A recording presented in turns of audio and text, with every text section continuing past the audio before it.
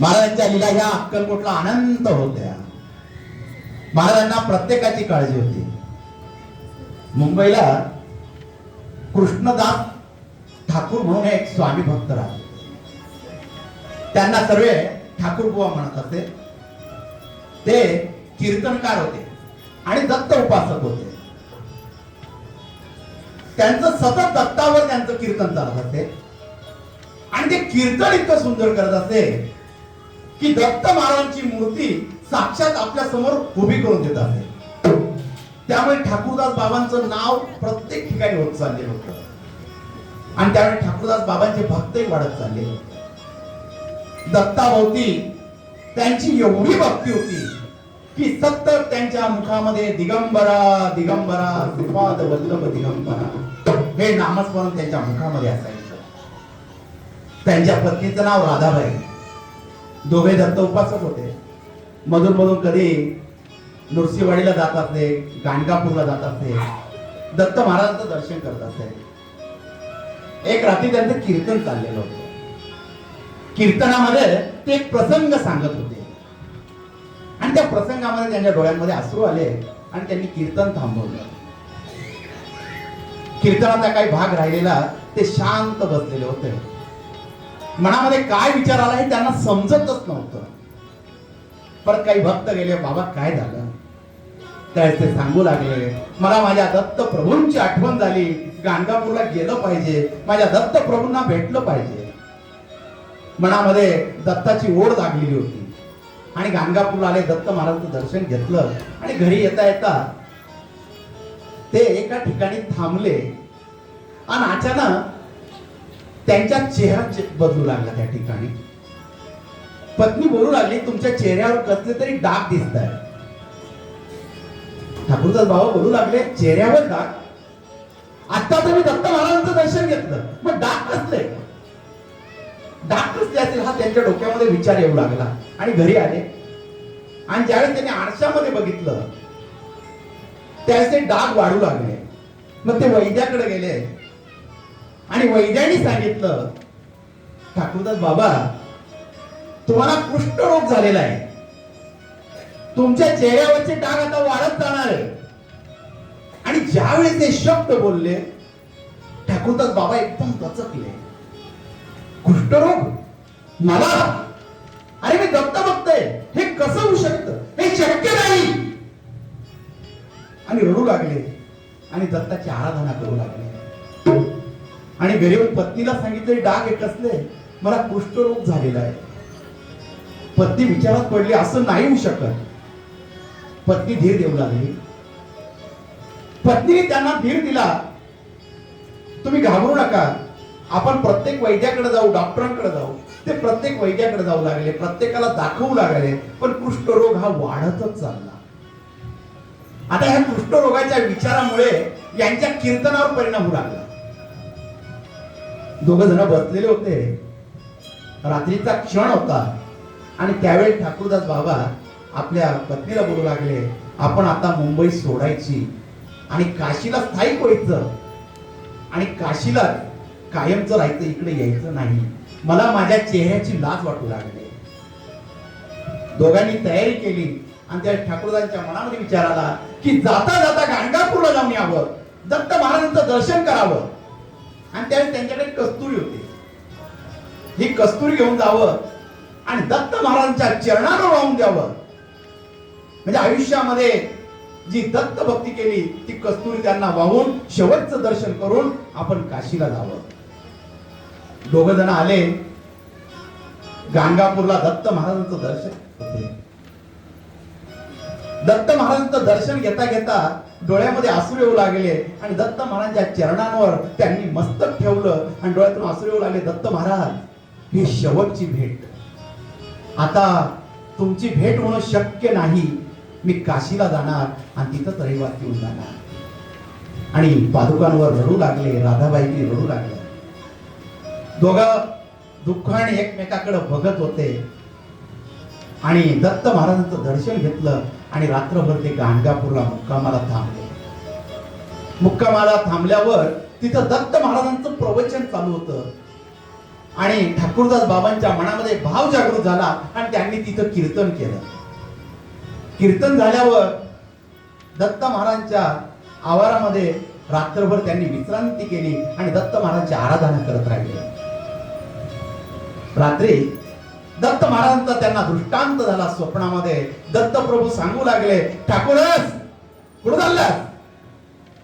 अरे आम्ही अक्कलकोटला बसतो आहोत, तुझी वाट पाहतो, तुझ्या चेहऱ्यावरचा कुष्ठरोग आम्ही बरा करणार आहोत.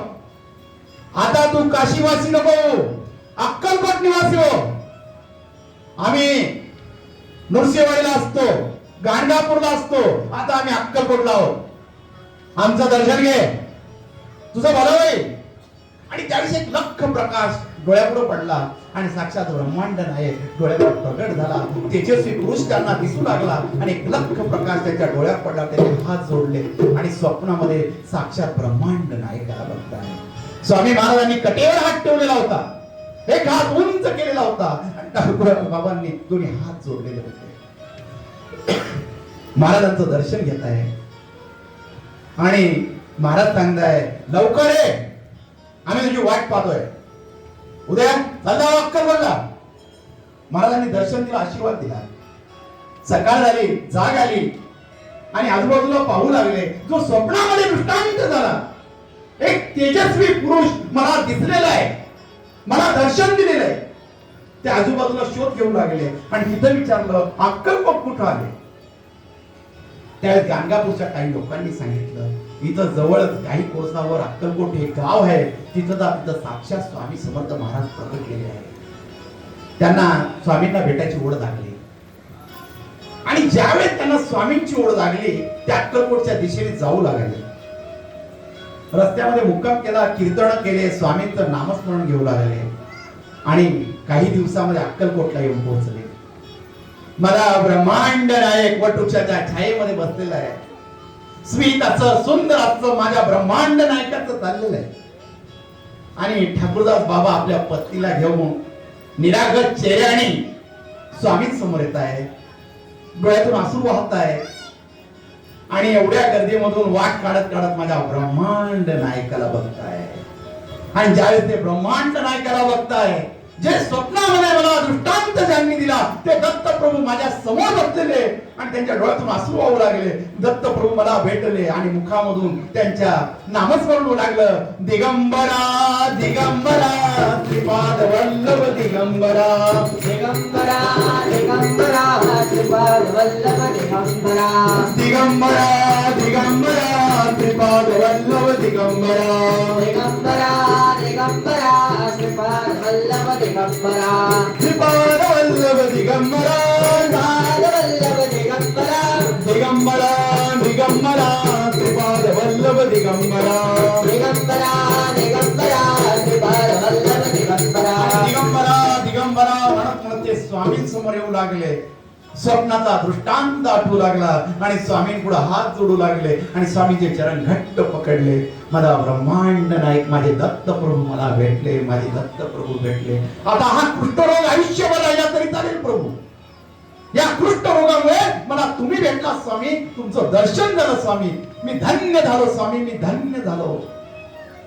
महाराज बसलेले, महाराजांनी स्मित हास्य केलेले आणि महाराज म्हणतात, अरे दर्जे घे बस, आमची कस्तुरी कुठे आहे? कस्तुरी आम्हाला देत नाही, आजोबांना ठेवत नाही आणि घरून कस्तुरी घेऊन बस. आणि ज्या स्वामी महाराज हे शब्द बोलले, ठाकूरदास बाबा दचकले. मी दत्त प्रभूसाठी कस्तुरी आणली होती, मला गाणगापूरला व्हायची होती आणि महाराजांना कसं माहित की त्यांच्या चरणांवर मला कस्तुरी व्हायची आणि हे कस्तुरी माझ्याकडून मागताय. त्यात त्यांनी कस्तुरी काढली आणि स्वामींच्या हातामध्ये दिली आणि तो सुगंध दरवळू लागला त्या अक्कलकोटमध्ये.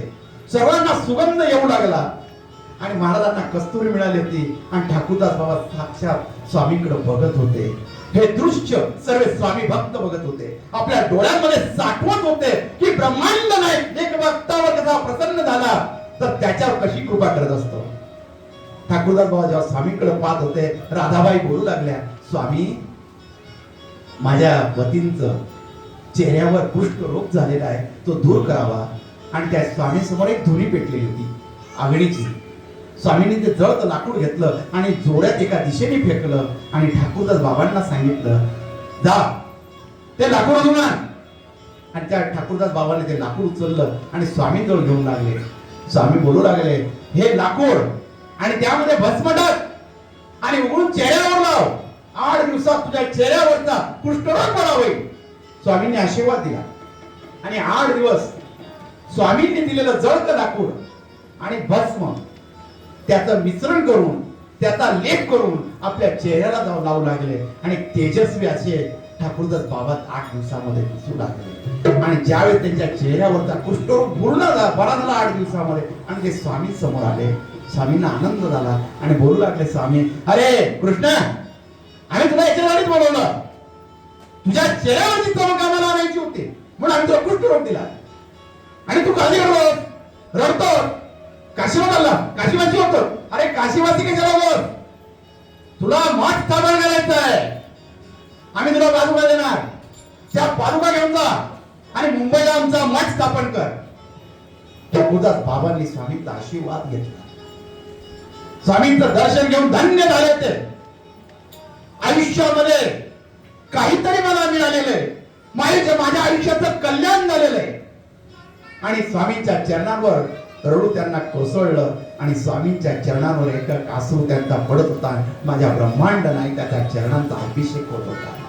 महाराजांनी दोघा नवरा बायकोंना उठवलं आणि एकच आशीर्वाद दिला, देऊ नकोस, मी तुझ्या पाठीशी.